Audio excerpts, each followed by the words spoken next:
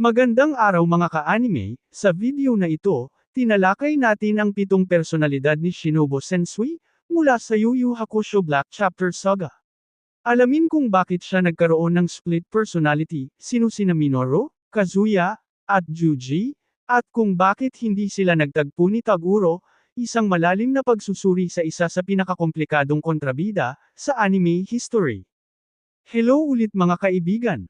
Sa video na ito, pag-uusapan natin ang isa sa pinakamadalas request na topic sa channel natin, ang 7 personalidad ni Shinobu Sensui, mula sa Yu Yu Hakusho, partikular sa Black Chapter Saga. Marami ang nagtatanong, iisa lang ba talaga si Sensui? Sino si Kazuya? Pinsan ba niya? At kung pinakamalakas si Sensui sa mundo ng tao, bakit hindi sila nagtagpo ni Taguro?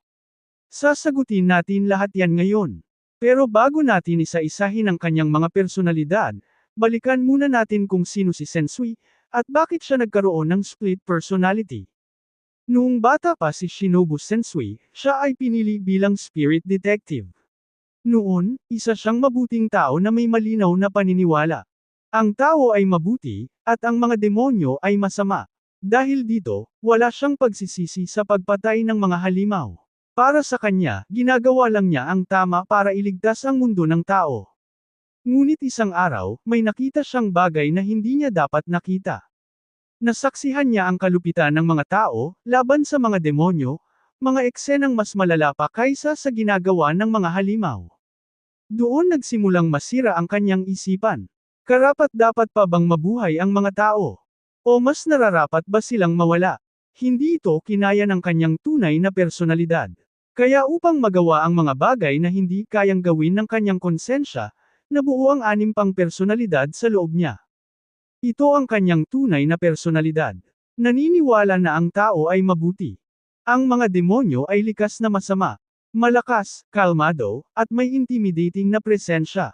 Ngunit hindi niya kayang gawin ang mga pinakamalulupot na desisyon.